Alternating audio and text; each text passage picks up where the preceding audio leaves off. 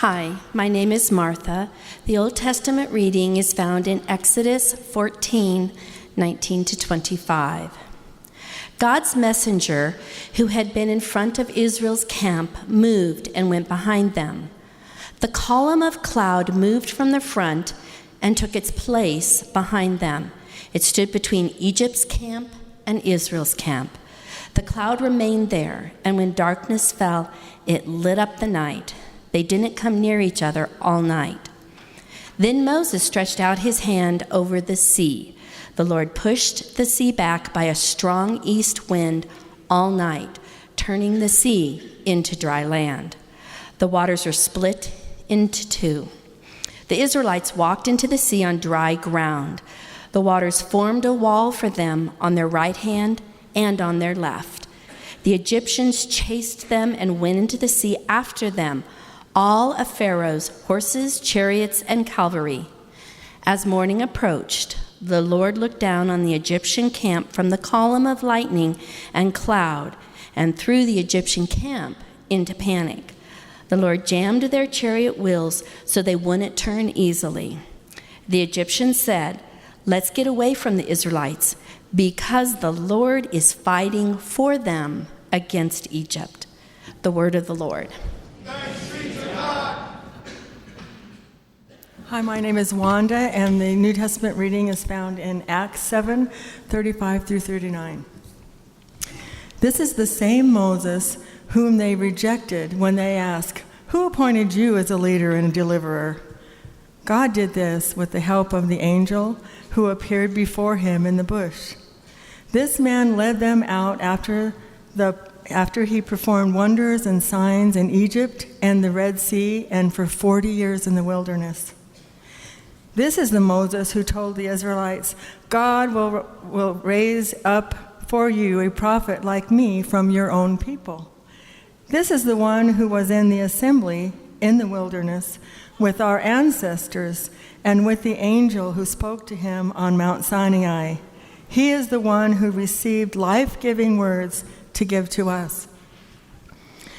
He's also the one whom our ancestors refused to obey. Instead, they pushed him aside and in their thoughts and desires returned to Egypt. The word of the Lord. Thanks be to God.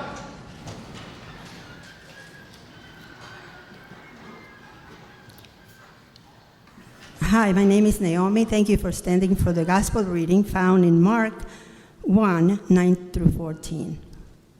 About that time, Jesus came from Nazareth of Galilee, and John baptized him in the Jordan River.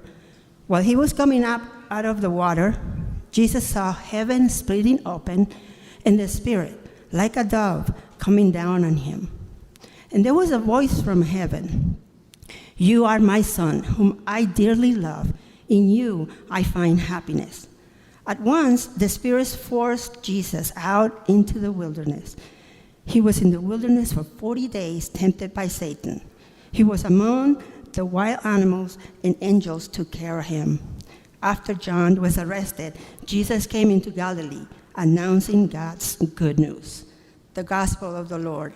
Praise be to our Lord Christ. Please remain standing with me as we pray. Gracious Father, we're gathered here, gathered by you as your people, and our hearts are longing to hear your good news again. Would you continue to speak, but we know that you do, so would you actually really just help us to hear? Would you open our ears to hear, open our minds to understand, and would you open our hearts to be open to hear from you what it is that you have to say, to be open to the work of your Spirit in our lives as you're doing the deep work of transformation in us. We love you and we thank you in Jesus' name. And all God's people said, Amen. Amen. You may be seated. It's good to see you this morning. Especially good to see those of you who normally go to the 9 but decided to do the 11 because of daylight savings. And you're still a little bit sleepy. There's still some coffee in the lobby. So that's good news with great joy that I bring to you today. And for the rest of you who decided, you know what? with the time change and other things that are happening, decided to watch online, hello to you as well. Hope to see you back here on Sunday in Palmer soon. Not only is today Daylight Saving Sunday, but it's also the second Sunday in Lent. If you're not familiar with that term Lent is a season in the church calendar that the church, followers of Jesus, spend time sort of reflecting and repenting and fasting and praying, giving things up and giving things out as a way of journeying with Jesus to the cross and preparing our hearts to celebrate resurrection on Easter Sunday. This is also the first week in a brand new teaching series called Faith in the Wilderness that will actually take us all the way up to Easter, and then we're going to pick it back up after Easter. And during this series, what we're doing is we're sort of dropping down in the biblical narrative and the biblical story at really key moments in Israel's life between when they are rescued from Egypt and when they cross over into the Promised Land, when they spend this time walking in the wilderness. Israel spends really, especially in the first couple books of the Old Testament, several books there are about Israel sort of leaving Egypt behind, looking ahead to the Promised Land, but living in this middle space. Leaving something behind, looking ahead for what God has for them, but finding themselves wandering around in the middle. And if you spend much time reading the Bible, it doesn't take long to realize that, oh wait, that's my story too. The story of Israel is the story of us. It's our story. It's a story of Jesus rescuing us and us leaving behind by his power, by his spirit, by his work, leaving behind sin and death and the grave and all those things, but waiting for him to come again and set everything right and finding ourselves here in the middle. There's an Old Testament scholar named Brevard Childs who put it this way. He said, the church, both individually and collectively, this is not just our individual stories, but even our whole story. The church lives in the memory of the redemption from the past bondage of Egypt. And she looks for the promised inheritance. But now she lives in the desert, somewhere between the Red Sea and the Jordan River. And that's often our experience of how we experience life and how we experience faith, that we live between the cross and new creation. We live between God's redemptive work in our lives, but we're still waiting for his final restoration. We live in the desert. And faith really is a walk in the wilderness for us. And throughout this series, what we're going to be emphasizing is that this is not a walk that we take by ourselves. Oftentimes, the wilderness can feel very isolating, very lonely, can very much feel like we're just in here by ourselves. And yet, one of the things that the writers of the scriptures call our attention to is that we don't take this walk alone, but we walk with one another. And more importantly, God walks with us. So we'll be dropping down in these moments and seeing how God is coming and meeting his people as they're walking in the wilderness. We're going to begin today with that entry into the wilderness, the story of the crossing of the Red Sea. So if you have Bibles, you can turn to Exodus chapter 14, verse 10, or you can just follow along on the screens, whichever is best for you. So just give you a little bit of context of where we're at. The people of God have ended up in Egypt. And in Egypt, they were enslaved, and they spent 400 years there, and they cry out for deliverance. They cry out to be rescued. And at this moment, Yahweh hears their cry, and he calls Moses to go on his behalf to confront Pharaoh, to go to Pharaoh, the king of Egypt, and to say, let my people go. And initially, Pharaoh refuses. And so there's this whole series of exchanges that are followed by these plagues, these 10 sort of terrifying signs. And by the end of it, Pharaoh's like, okay, just go, get out of here. And Israel marches out of Egypt, and they're then camped in the desert on the west side of the Red Sea when Pharaoh changes his mind. says, no, wait a minute. This is actually a bad idea. Go get them back. And so he sends his army, his chariots and horsemen and all those things just coming after Israel. And this is where we find ourselves in the story. And it says this, Exodus chapter 14, verse 10. So as Pharaoh drew closer, as Pharaoh approached, the Israelites looked back and they saw the Egyptians marching toward them.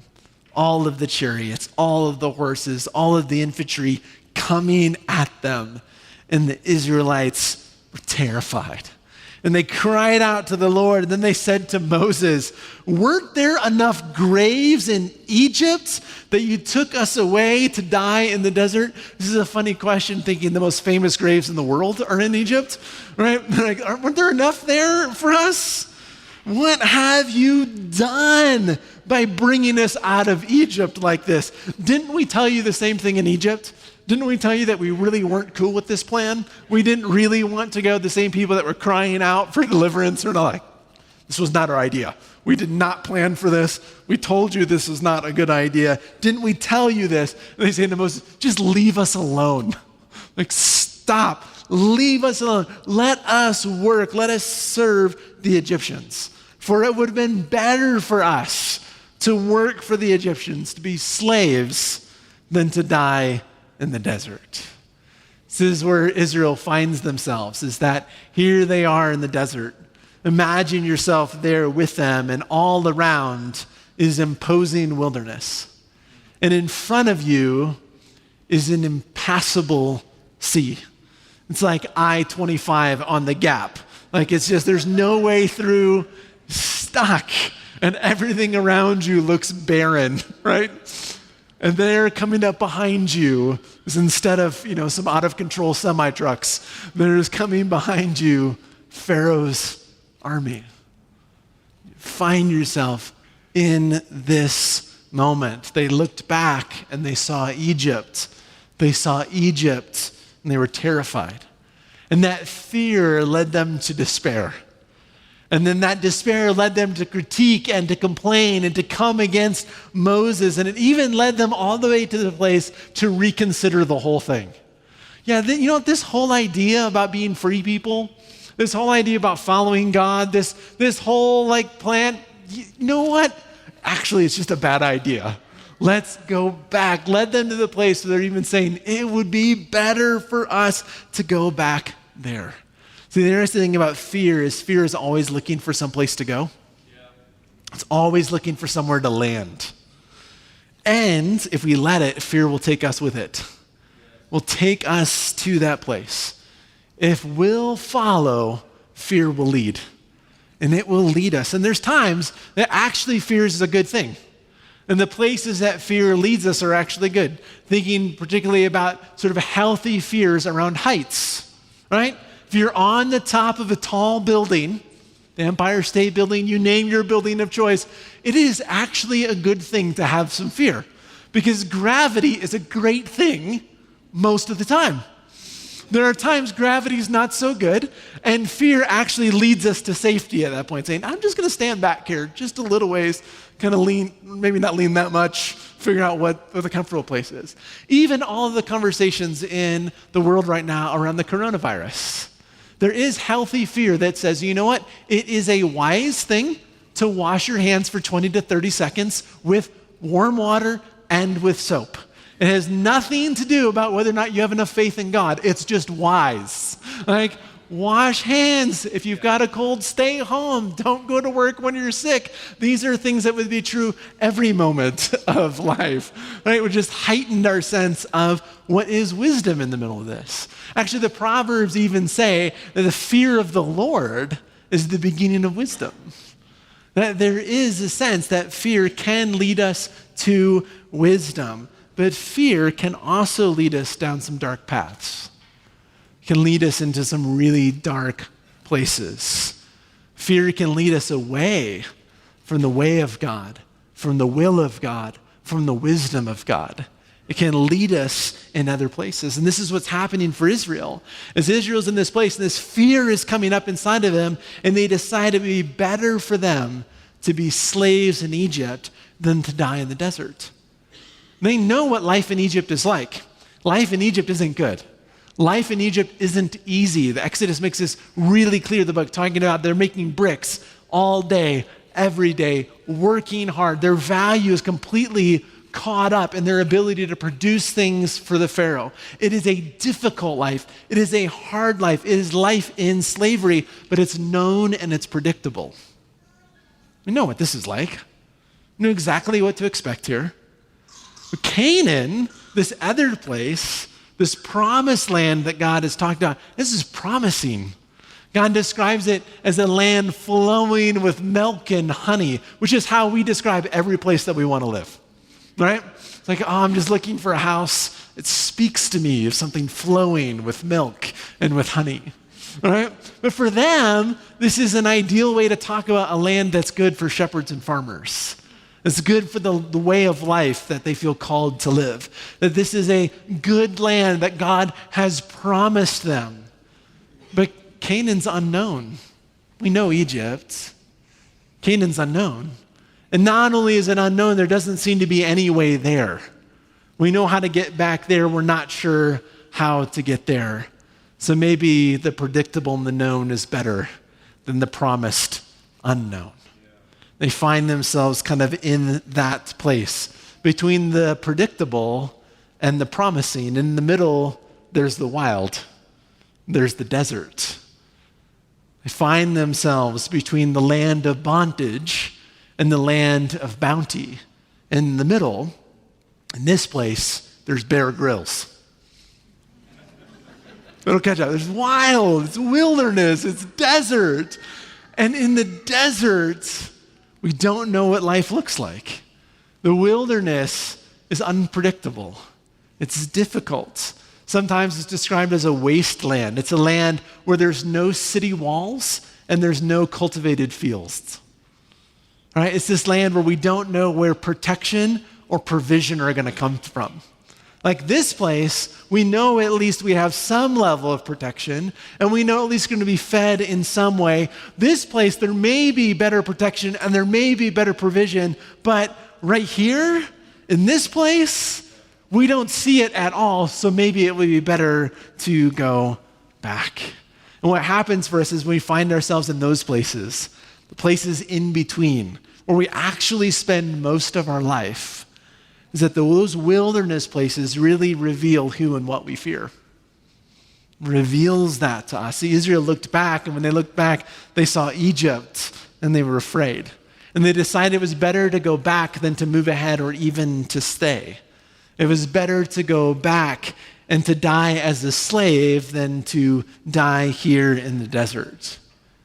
What do you see when you look around in your wilderness? You find yourself in those middle places in life. When you look back, or you look around, or you look ahead, what do you see? For some of us, maybe we see an inescapable past, something that has been true of us, that we believe will always be true of us, a past that just seems to keep hunting us down, like Egypt's army just coming after us, and we feel helpless and afraid. For others, we had a hope, we had a dream, we had a plan, we had something that we thought was going to be true. We thought we were going to be here at this point in our life, and instead we look ahead and it now seems like just an impossible future. There's just no way to get there. Or maybe we just look around and it seems like there's nothing here. Just feel empty, feel lonely, feel afraid, feel uncertain of even where we're at. What do we find ourselves afraid of? And where is that taking us? Where are we letting fear lead us? This is what Moses says to the people in that moment for them. But Moses said to the people, don't be afraid. So he says, stand your ground. Don't go back. Stand your ground and watch. The word there is see. See the Lord rescue you today. The Egyptians you see today, you'll never see them again. But instead, the Lord will fight for you. Just keep still. The word there is actually just be quiet. It's like, Just stop talking. Stand and watch to see what it is that God's going to do. See, what was happening for Israel at this point is they looked back and they could see Egypt's plan. They could see Egypt's plan to re-enslave them. That was clear. They could easily see that. What they couldn't see was God's plan to rescue them. They couldn't see it anymore. Fear actually kept them from seeing what God had already done. It's like the memory of Passover, the memory of the plagues, the memory of the fact that they marched out of Egypt is already gone for them. They can't see it. In addition, they can't see what God had promised to do. Both God's past faithfulness and his future promises has become dim and bleak and unable to be seen. They couldn't see them. Fear kept them from seeing it. All they could see was the approaching army, not the coming God. And fear does that for us. Oftentimes, fear keeps us from seeing. Is there a sense that our present fear is in some way erasing our memory of God's past faithfulness? We just can't see it. Fear is keeping us from remembering how God has proven himself over and over and over and over again in our lives. Or maybe it's blinding us to the promises that he made. It's like, I don't believe it anymore. I don't trust it anymore. I'm just not sure because it hasn't happened when I thought it was going to and where it thought it was going to and how I thought it was going to and at the timeline that I thought it was going to. So we just find ourselves stuck in this particular moment. And Moses comes into the people and to us and says, don't fear Egypt. Don't go back, but instead see the salvation of God. See the salvation of God. And then we go on and read in chapter 14, we actually see what happens here. And the Lord said to Moses in verse 15, why do you cry out to me? Tell the Israelites to get moving. So at one point he's telling them to stand still. And the next, move, go on ahead. And it says, and as for you, Moses, lift your shepherd's rod, stretch out your hand over the sea and split it in two so that the Israelites can go into the sea on dry grounds. And then down to verse 21, then Moses stretched out his hand over the sea, and the Lord pushed back the sea by a strong east wind all night, turning the sea into dry land. And the waters are split in two, and the Israelites walked into the sea on dry ground. And the waters formed a wall for them on their right hand and on their left. Verse 29, the Israelites, however, walked on dry ground through the sea. The waters formed a wall for them on their right hand and their left, and the Lord rescued Israel from the Egyptians that day. Israel saw the Egyptians dead on the seashore, and they saw the amazing power of the Lord against the Egyptians. And the people were in awe. The original word there is, they feared, began fearing the right thing. They feared the Lord, and they believed in the Lord and in his servant Moses. 4 times in this chapter, the word dry land appears. Another time in chapter 15. And 4 out of those 5 times, it's the exact same word in Hebrew. And that word actually appears for the very first time in the Bible in Genesis chapter 1. Genesis chapter 1 verse 9 says this, then God said, let the waters under the sky come together into one place so that dry land can appear. And that's what happened. God named the dry land earth and named the gathered waters sea, and God saw how good it was. See, when God creates, he separates water and dry land appears so that life can take root. And when God saves, he separates the waters and dry land emerges so that people can be free. That God is the God who's continually bringing about dry land. The writer wants us to see that the God of creation is also the God of salvation. That he is the same God. And that salvation itself is a creative event. That when God saves, he causes something new to happen. He makes things new, that this is what he does. That God, the creator, is also God, the deliverer. And when he delivers, new things begin to happen. And what's interesting in this story and in Genesis is that God causes dry land to appear in the wild. And the wildness of the oceans at creation, he causes dry land to appear. And in the wilderness for Israel, he causes dry land to appear. See, salvation actually happens in the wild. This is where God meets us. The wilderness is not simply a place where fear comes up for us, but the wilderness is the place where God sends his salvation. The wilderness is the place where God saves us. The wilderness is the moment where God comes and delivers. When we find ourselves at life's dead ends, where it seems like there's nowhere to go.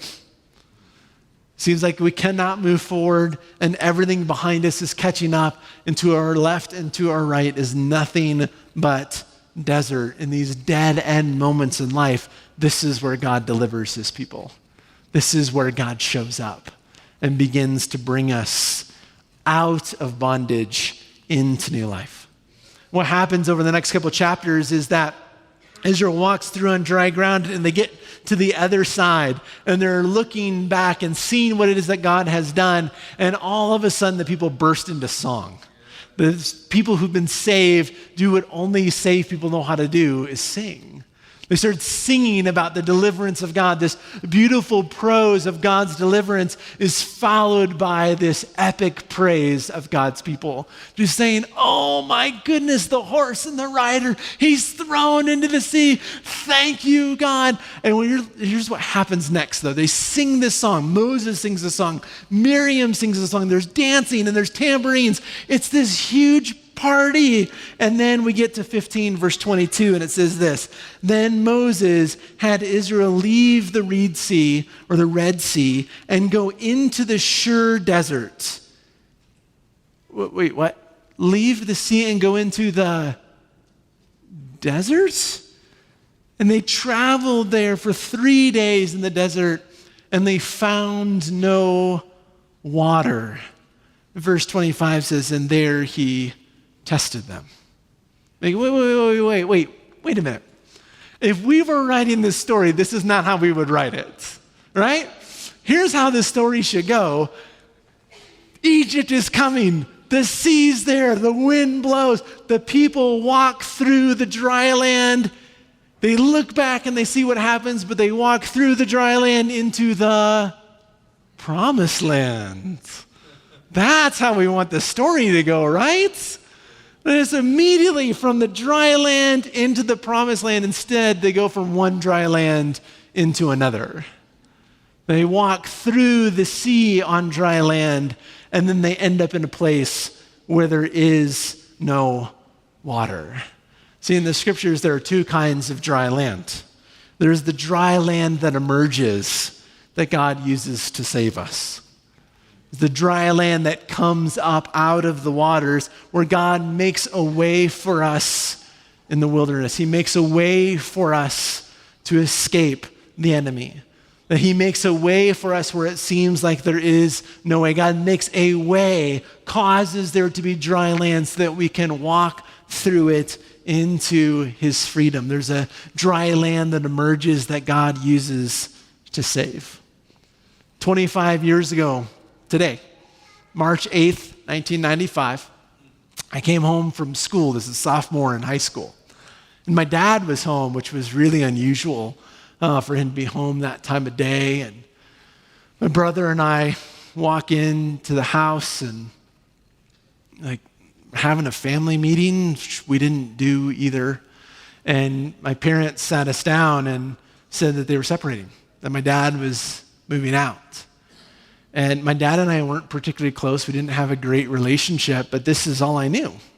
It was these people in this house in this time. And as a sophomore in high school, fear just began to take over in the middle of that. Like, what does this mean? What's going on? Why is this happening? What does this mean for me? What does this mean for my brother? What does this mean for my mom? How does this change finances? How does this change living arrangements? How does this change? Where's this going to end? What is going to happen? A couple of weeks later, sort of in the midst of just not having a clue, feeling like I'm at a dead end and there's no way forward. And then whatever is going to happen is surely going to be bad. Surely there's going to be destruction in the middle of this, and that's going to be the only story.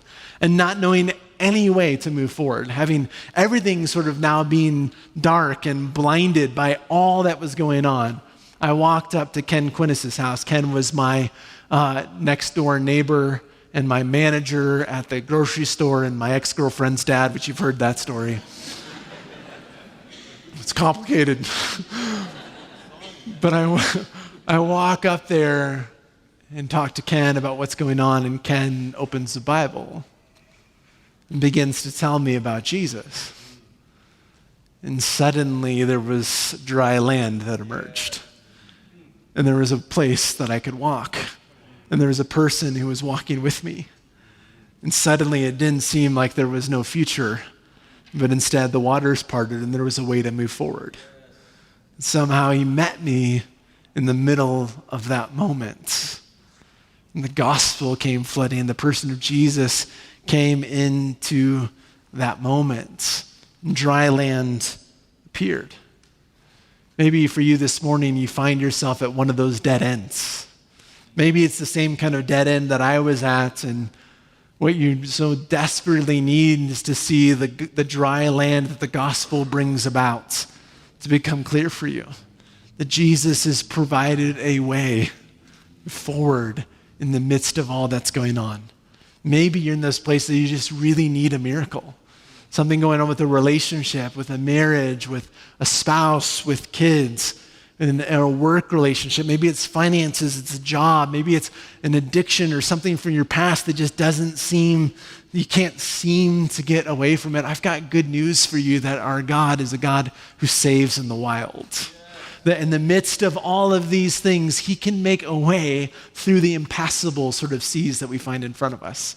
It can rescue us from the things that seem to be crouching in on us. In those moments we feel like there's no hope and there's no way to go, Jesus comes into those moments for us and dry land emerges. Doesn't always come the way we think or the way that maybe we want or the way that we expect, but suddenly we find ourselves in those moments stopping, standing still, being quiet, stretching out our hands, and suddenly we can start to sense the Spirit of God blowing behind us.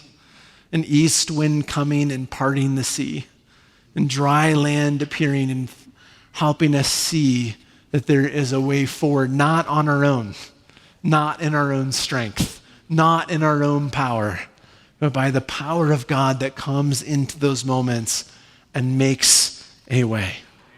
And what we're called to do is to stop and see the salvation of God coming to us. But there's a second kind of dry land in the scriptures. There's the dry land that emerges and saves, but there's also the dry land that purges. The dry land that sanctifies us. The dry land that God uses to shape us and form us into his image and his likeness. Where there's tests and there's trials. And in those moments, our character gets revealed. And God comes in and says, okay, let me show you something. Let me heal you of this. Let me teach you a new way. So the wilderness is not only the place of salvation, it's also the place of transformation. It's also the place where we find the Spirit of God working in us in ways that are easy to miss, that are easy to misunderstand, that are difficult and hard, but actually are life for our very souls. 2.5 years into Sarah's and my marriage, we didn't think we were going to make it.